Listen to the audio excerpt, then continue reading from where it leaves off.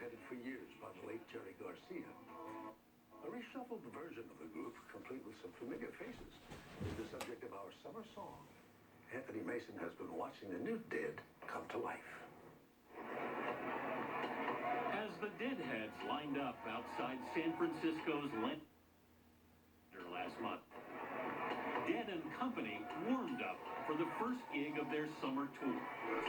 The group includes 3 of the Grateful Dead's surviving core 4, Mickey Hart, Bill Kreutzmann, and Bob Weir, joined by John Mayer. I'm going in tonight like a 1930s boxer. Keyboardist Jeff Clementi, and former Allman Brothers bassist Oteil Burbridge. If the lineup has changed, the catalog hasn't. The crowd is here to hear the Grateful Dead. We attract a certain kind of person who requires a little adventure in their lives. And you can watch the faces over the years. The front rows stay the same age. That's got to feel good to you. It's great. What we're doing musically is about constant revolution. A revolution that, in a way, started here in Fillmore just over 50 years ago. What was your connection with this room? Well, you know, it was the first big room we ever played. Dozens of Dead posters line the Fillmore's walls, Maybe that's the one. including one of the first gigs promoter Bill Graham ever booked at the venue in 1966.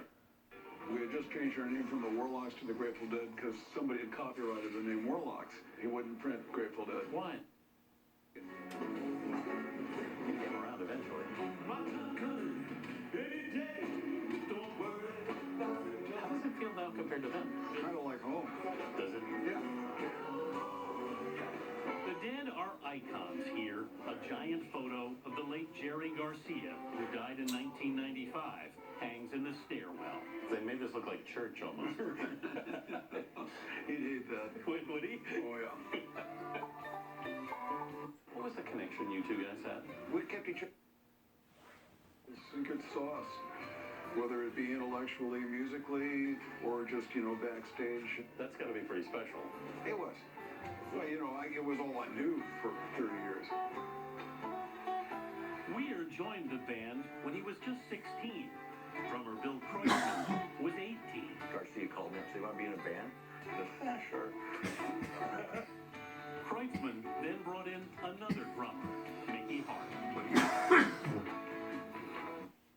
Sit in one night, and that was that. Yeah. The most important thing about that night, I remember Garcia said, "This is what the Grateful Dead sounds like." Yeah, a nice little one better. In 1966, the band moved into a communal home in Haight-Ashbury. Eventually you were all in here? Every couch. Deadheads still carved tributes in the tree out front. Pigpen, he lived right up there, Yeah. right up the top. That's those days the buses used to come back and forth, say, "This is the home of the Grateful Dead," and they used to wake Pigpen up. So Pigpen just opened the window and he would just Give me a little. be a little moon out there, you know. And if that didn't work, Bob Weir would be up on the roof with water balloons. And he'd be chucking water balloons. This is the house of a popular local band which plays hard rock music. They call themselves the Grateful Dead. In 1967, in the summer of love, CBS went inside the house for a documentary called The Hippie Temptation. I think, personally, that the more people turn on, the better world it's going to be. Later that year, police raided the house, arresting 2 band members on drug charges. He actually planted 2 bricks in the house. He could have just looked right behind the file cabinet and found it. He left the kilo in the pantry up on the top shelf. So we had something to smoke and they came back.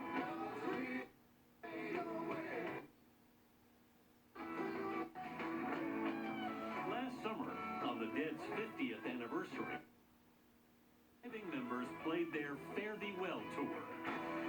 5 dates billed as their final concerts together before 365,000 fans. It was just pure love. If you could ever imagine anything like that, I've never felt anything like that before. With bassist Phil Lesh bowing out from touring, the others chose to go on as Dead and Company.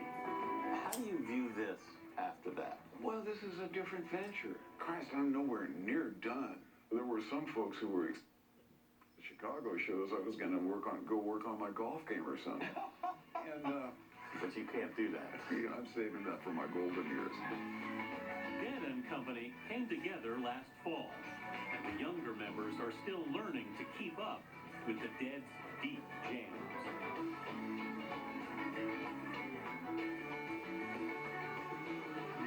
How often do you get that, where the hell is he going with this? You feel like, Hell, in this band, it's like, where the hell am I going with this? There has to come a moment where it's time to play a guitar solo, and I'm just playing the solo, and I'm not wondering what Bob thinks about it. do you feel this out there? With some amusement, yeah. The first time I played with John Boyer, I ascertained that this guy can handle the chores. Weir and Mayer connected when they played together on a TV show early last year. We knew that we were going to have something to say. Yeah, it was the only time I ever got nauseous with excitement. This is home while you're here? Yeah, at the risk of being too literal, I live in an RV in Bob Weir's parking lot while I'm playing with Dead and Company. During 2 weeks of rehearsals, Mayer lived out back of Weir's studio in San Rafael.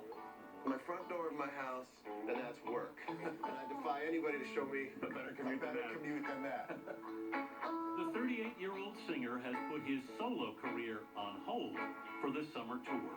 I don't know if you've noticed, everybody has left, Bob. What does it mean to you to be in this band now? Oh, man. I have so much more connection with my guitar now than I think I have. This solidifies musician over celebrity.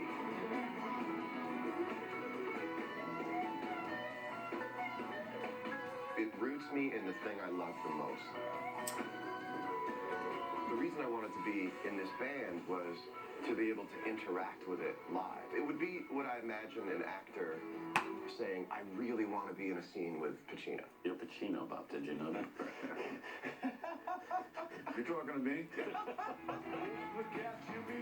Actually, that's De Niro. But the 68-year-old guitarist has been thinking a lot about legacy. On the road last year, Bob Weir had a dream that persuaded him the Dead's long, strange trip has a long way to go. What did you see in that dream? We were on stage, and suddenly I found myself like 20 feet behind my own head, looking at myself, playing, and then I look over at him, and his hair is gray, and it's 20 years later. And then I look back at myself, there's somebody with brownish, blondish hair in his late 20s. It's not you. Not me. This is the music going on. Then how did it feel? You know, it felt altogether right, and felt logical. You know, okay, that's what I've been up to all my life.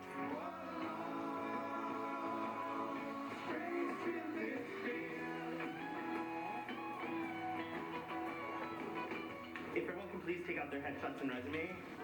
Hey?